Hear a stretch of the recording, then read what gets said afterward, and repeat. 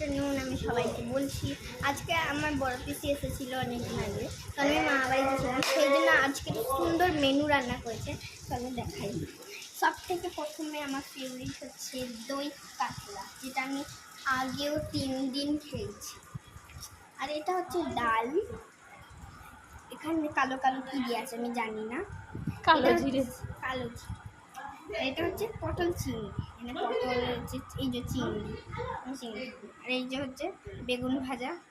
বেগুন ভাজা আমি খাই না, তো আমার এটা ফেভারিট। এটা হোয়াইট কালারের বেশি সুন্দর লাগে দেখতে, হোয়াইট কালার। সবাই